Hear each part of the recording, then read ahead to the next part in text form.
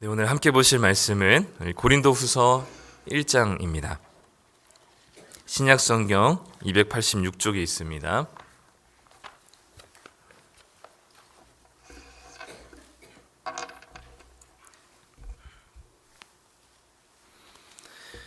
신약 성경 286쪽 고린도후서 1장 1절부터 11절까지 말씀입니다. 1장 1절부터 11절까지 말씀.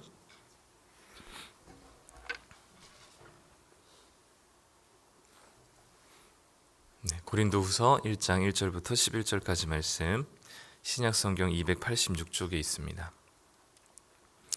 네, 다 찾으셨으면 우리 한 목소리로 1절부터 11절까지 읽도록 하겠습니다. 하나님의 뜻으로 말미암아 그리스도 예수의 사도된 바울과 형제 디모데는 고린도에 있는 하나님의 교회와 또 온 아가야에 있는 모든 성도에게 하나님 우리 아버지와 주 예수 그리스도로부터 은혜와 평강이 있기를 원하노라. 찬송하리로다. 그는 우리 주 예수 그리스도의 하나님이시오 자비의 아버지시오 모든 위로의 하나님이시며 우리의 모든 환난 중에서 우리를 위로하사 우리로 하여금 하나님께 받는 위로로서 모든 환난 중에 있는 자들을 능히 위로하게 하시는 이시로다. 그리스도의 고난이 우리에게 넘친 것 같이 우리가 받는 위로도 그리스도로 말미암아 넘치는도다. 우리가 환난 당하는 것도 너희가 위로와 구원을 받게 하려는 것이요 우리가 위로를 받는 것도 너희가 위로를 받게 하려는 것이니 이 위로가 너희 속에 역사하여 우리가 받는 것 같은 고난을 너희도 견디게 하느니라. 너희를 위한 우리의 소망이 견고함은 너희가 고난에 참여하는 자가 된 것 같이 위로해도 그러할 줄을 알미라. 형제들아, 우리가 아시아에서 당한 환난을 너희가 모르기를 원하지 아니하노니 힘에 겹도록 심한 고난을 당하여 살 소망까지 끊어지고 우리는 우리 자신이 사형 선고를 받은 줄 알았으니 이는 우리로 자기를 의지하지 말고 오직 죽은 자를 다시 살리시는 하나님만 의지하게 하심이라. 그가 이같이 큰 사망에서 우리를 건지셨고 또 건지실 것이며 이후에도 건지시기를 그에게 바라노라. 너희도 우리를 위하여 간구함으로 도우라. 이는 우리가 많은 사람의 기도로 얻은 은사로 말미암아 많은 사람이 우리를 위하여 감사하게 하려 함이라. 아멘. 네, 우리 둘째 날 새벽 기도에 나오신 우리 성도님들 축복하고 환영합니다. 네, 오늘은 환난 중의 위로라는 제목으로 함께 말씀을 나누려고 하는데, 우리 성도님들 지금 이렇게 평안의 시기인가요? 환난의 시기인가요? 네, 아니면 고난의 시기인가요? 격동의 시기인가요? 저는 어제 환난을 당했습니다. 네, 저희 아내가 코로나를 걸리면서 코로나 확진되면서 모든 집안일과 아이들을 챙기는 일이 이제 저에게 이제 환난의 시작이죠. 이제 어제 첫 1일차였는데 굉장히 힘들더라고요. 아이들 목욕시키고 저녁 챙겨주고 또 어제 뭐 여러 가지 많은 걸 했는데, 그래서 늦게 원래는 어제 애들 이제 저녁을 같이 먹고 저는 교회 와서 이제 오늘 설교 준비를 하려고 그렇게 아주 희망찬 계획을 가지고 있었는데 코로나로 인해서 모든 게 와장창 돼서 어제 집에서 꼼짝없이 아이들을 챙기고 오늘 일찍 일어났습니다. 오늘은 이 위로라는 주제의 두 번째 날로 환난 중의 위로에 대한 말씀을 먼저 전하기 앞서 어제 제 설교를 하고 집에서 좀 이렇게 있으면서 갑자기 생각이 문득 잘 오해할 수도 있겠다는 생각이 들어가지고요. 그래서 술을 많이 먹는 게 신앙이 좋은 것처럼 오해하실 수도 있다고 어제 생각이 들었는데, 어제 얘기했던 것들은 술을 많이 먹느냐는 별로 중요한 게 아니라, 그리고 또 술을 많이 먹는 게 신앙이 좋고 믿음이 좋다는 강한 사람이라는 얘기를 하는 게 아니고요. 형제를 사랑하느냐가 성경 전반에서는 중요한 겁니다. 그래서 술을 마셔도 괜찮은 사람들이 있고요. 술을 마시면 안 되는 사람들이 있습니다. 그리고 또 이 술뿐만 아니라 게임도 그렇고요. 게임을 하는 것들을 잘 절제하면서 그냥 즐겁게 취미로 하는 사람이 있는 반면에 게임에 중독되고 거기에 매몰되어서 그게 죄가 되는 경우도 있거든요. 그러니까 뭐든지 이걸 하면 죄다, 이걸 하면 죄가 아니다라는 게 아닌 경우가 많습니다. 근데 중요한 건 뭐냐면 이것을 함으로 인해서 내 지체가, 형제가 거리끼고 고통 중에 있으면 이걸 하지 않는 게 성경에선 이게 믿음이 좋은 사람이거든요. 우리가 어제 봤던 로마서 15장 14장도 그러한 맥락입니다. 그래서 14장 15절에 보면 그 만일 음식으로 말미암아 너의 형제가 근심하게 되면 이것은 너가 사랑으로 행하지 않은 것이기 때문에 그리스도께서 대신하여 죽으신 형제를 너의 음식으로 망하게 하지 말라 이렇게 기록하거든요. 그러니까 나한텐 거리끼지 않더라도 내 어떤 행동이 다른 지체들에게 거리낀다면 로마서 14장 표현으로 인하면 넘어지게 하는 것이라면 그것을 하지 않는 게 그리스도의 모습이다라고 얘기하고 있습니다. 그래서 나에게 주신 자유를, 그리스도인으로서 주신 자유를 형제를 위해서 제한할 때 그것이 하나님께 영광이 된다라고 로마서 14장에 기록하고 있습니다. 우리가 뭔가 사회적으로 성공해서 시상식 같은 데서 이 모든 영광을 하나님께 돌립니다라고 했을 때 영광이 아니고요. 내 자유를 기꺼이 내가 해도 괜찮은 양심의 가책이 없는 자유를 기꺼이 형제를 위해서 제한할 때 그게 바로 하나님께 영광이 된다 얘기합니다. 저는 목사이기 때문에 술을 마시지도 않기도 하고요. 별로 마시고 싶은 생각이 없기 때문에 술도 안 마십니다. 근데 저희 아내는 이 장인어른께서 알코올 중독이셨기 때문에 이상형이 딱 한 가지였어요. 술을 안 마시는 남자. 그래서 제가 결혼할 수 있었습니다. 그래서 저희 아내가 그렇기 때문에 저는 뭐 마시고 싶은 생각도 들지도 않을 뿐더러 평생 마시지 않을 거거든요. 왜냐하면 저의 아내가, 사랑하는 아내가 먹지 않았으면 하기 때문입니다. 마찬가지로 저희 지체가 또는 형제가, 성도가 누군가가 제가 술을 마시는 모습 때문에 거리낌에 있고 신앙에 있어서 넘어진다면 평생 마시지 않는 거죠. 바울이 그랬듯이요. 고기를 자기는 먹어도 괜찮지만 이 고기를 먹는 것을 누군가 봤을 때, 연약한 형제가 봤을 때 넘어진다면 나는 평생 고기를 먹지 않겠다라고 고백한 것처럼 마찬가지로 이 술 문제도 그렇고요.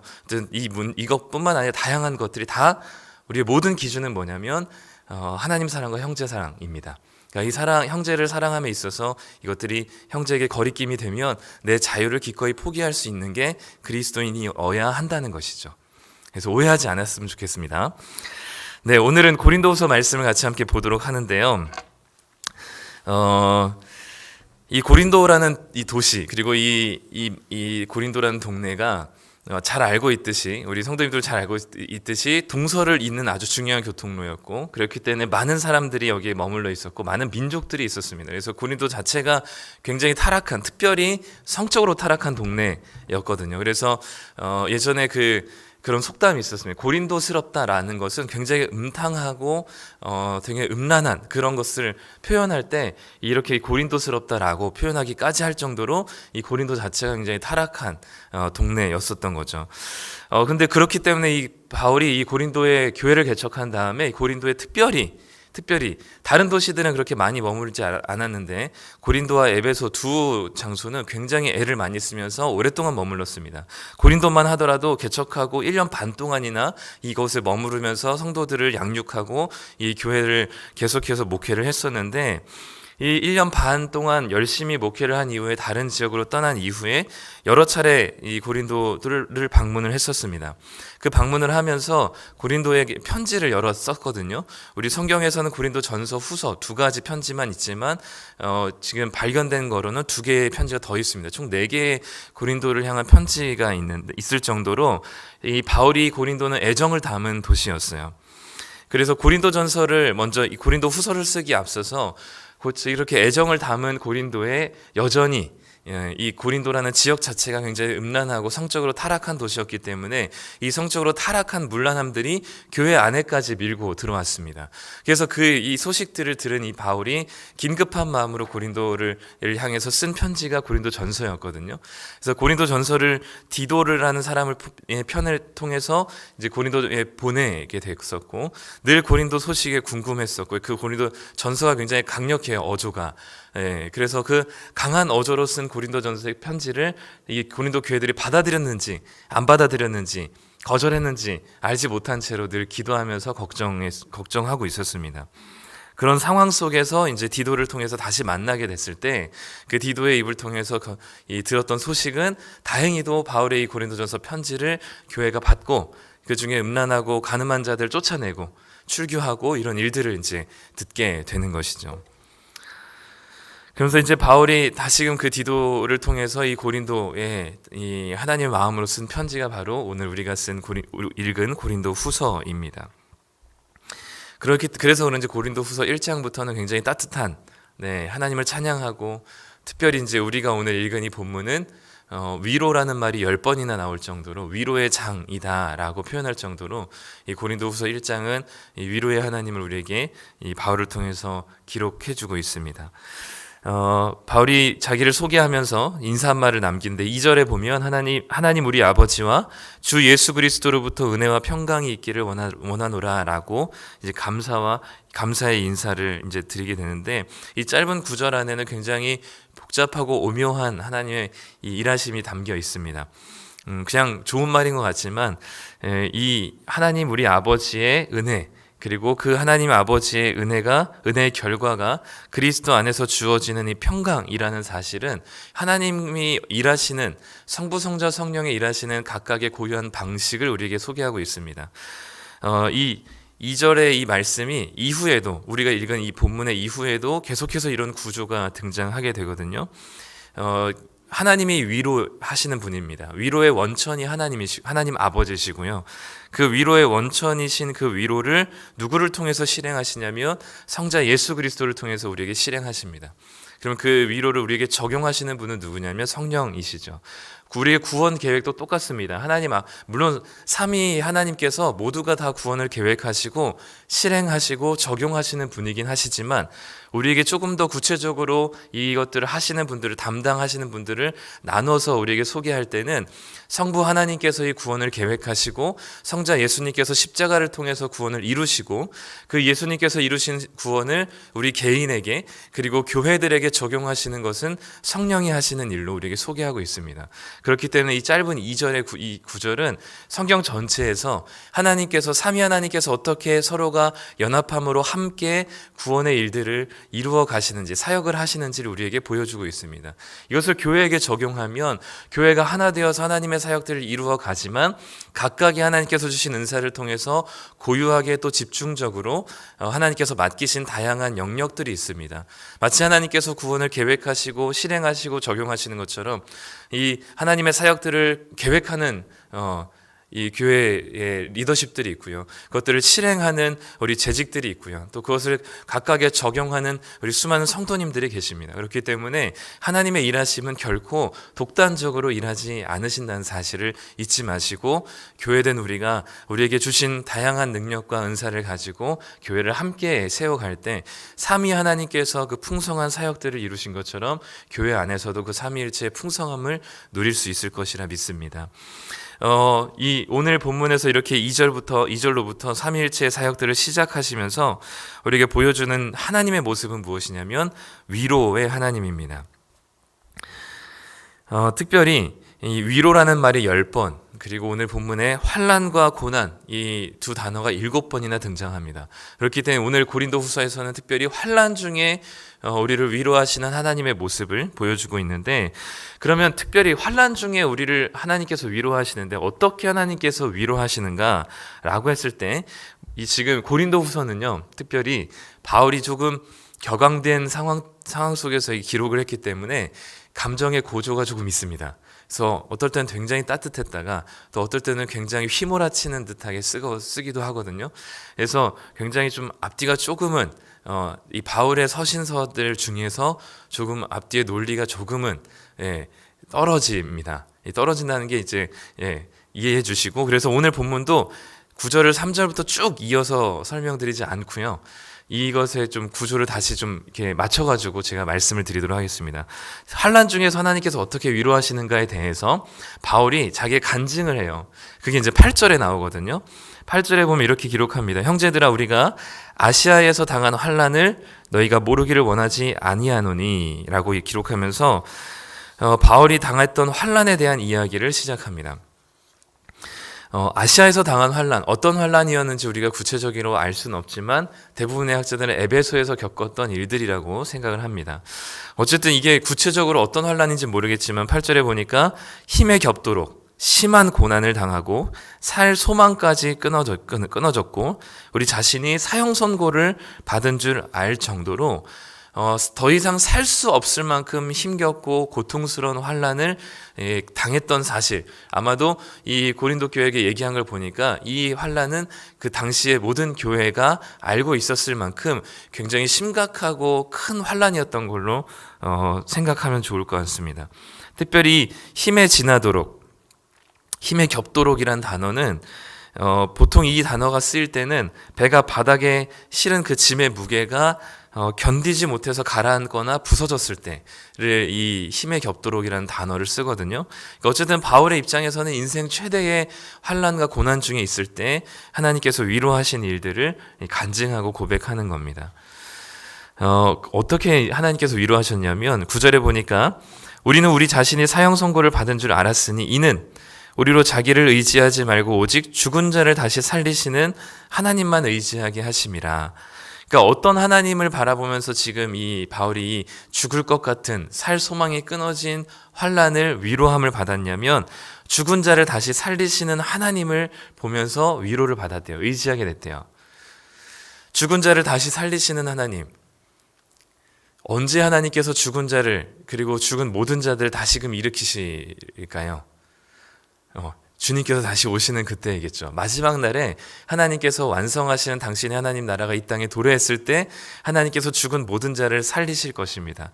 그러니까 중요한 거는 지금 당장 이 고난이, 이 환난이 사라진 게 아닙니다.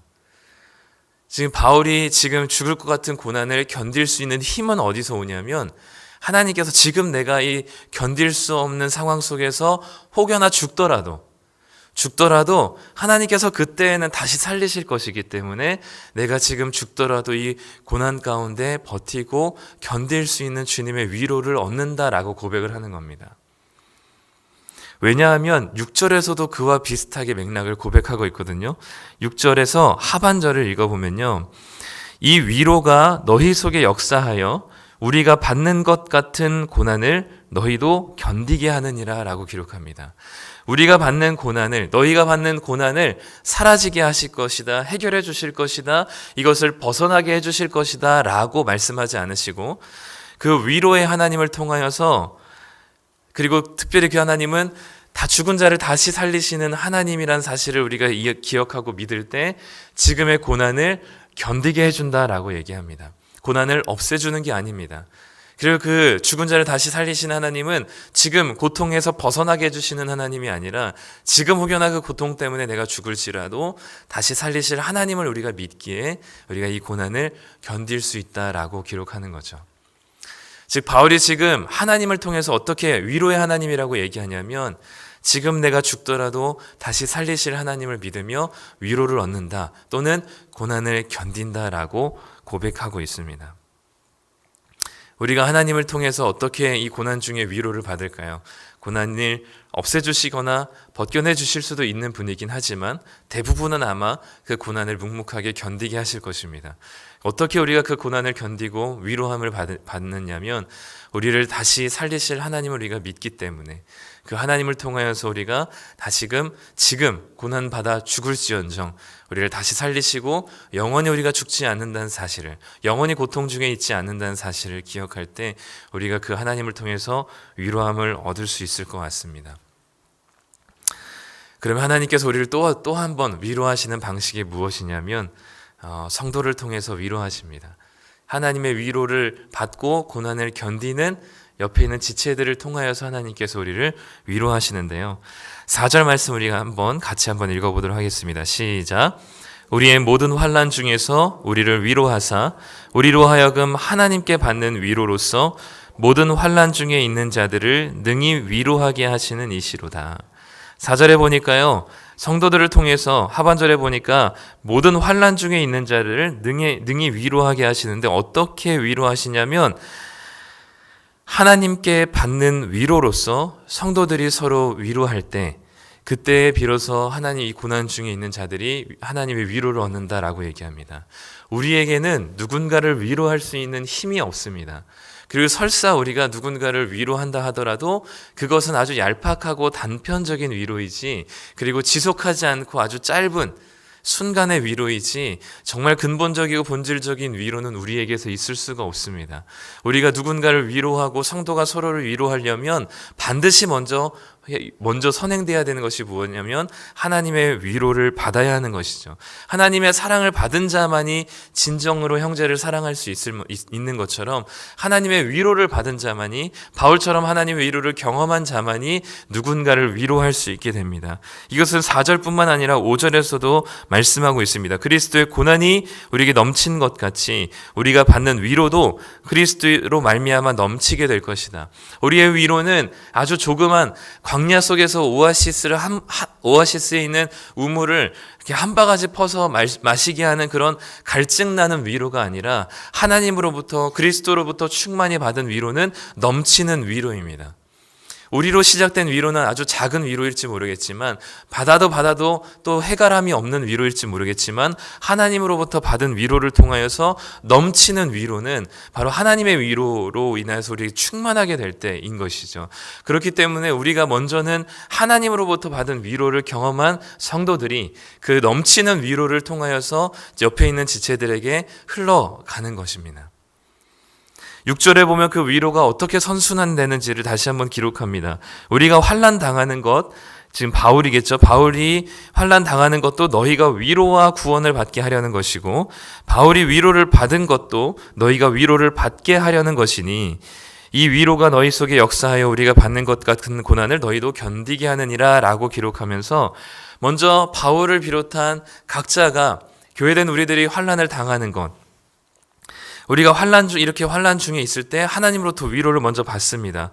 그럼 우리가 위로를 받아서 너희를 위로하게 된다라는 말을 지금 6절에서 하고 있는 것이죠. 그래서 우리가 위로를 받는 것도 너희가 위로를 받게 하려는 것이다. 하나님께서 우리를 위로하시는 이유는 나 혼자 위로를 받고 만족하고 하나님의 사랑으로 감사하다라고 끝나는 것이 아니라 하나님으로부터 받은 사랑과 위로를 통하여서 그 흘러넘치는 위로를 통하여서 지체들을, 또 다른 환난 중에 있는 너희들을 위로하게 하기 위하여 하나님께서 우리를 위로하시는 것입니다.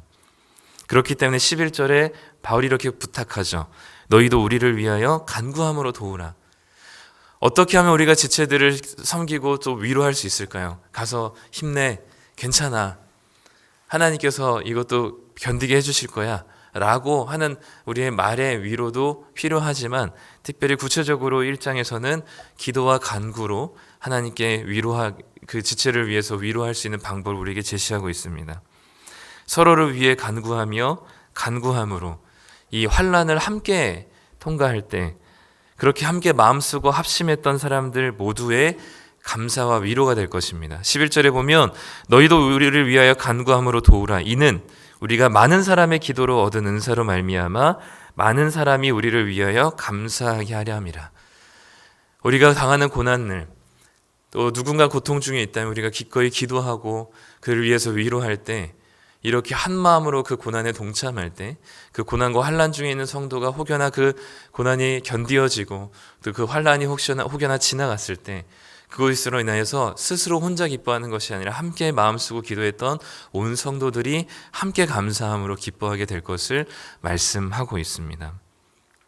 그렇게 하나님의 위로와 성도의 위로를 경험한 자들의 고백은 10절에 나오듯이 하나님께서 이같이 큰 사망에서 우리를 건지셨고, 그리고 또 건지실 것이며 이후에도 영원토록 우리를 건지시기를 그에게 바라노라 라고 고백할 수 있을 것입니다.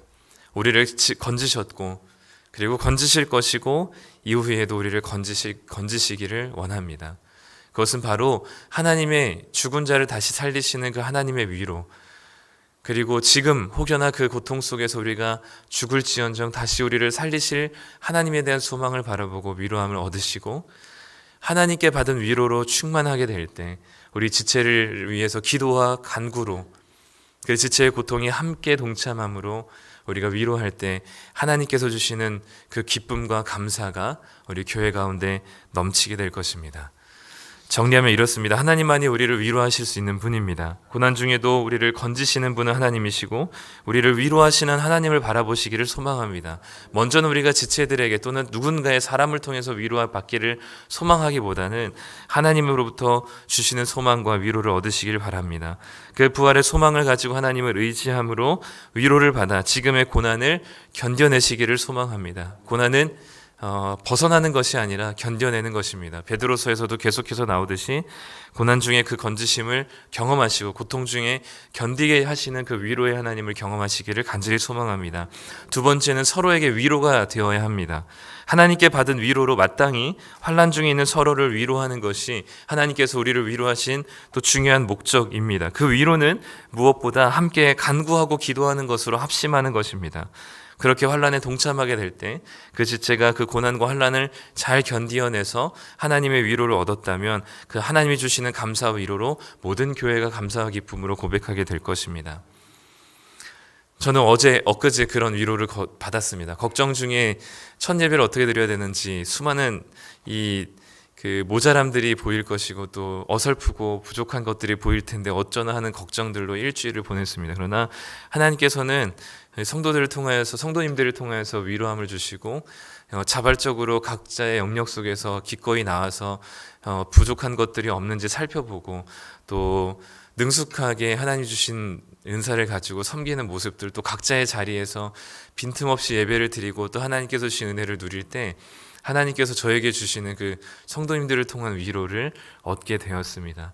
마찬가지로 우리 각자가 또 겪고 있는 개인적인 고난과 환난들이 있다면 하나님께서 주시는 위로와 또 우리 성도들을 통한 위로를 통하여서 함께 기쁨과 감사를 누리시는 우리 교회 되시기를 간절히 소망합니다.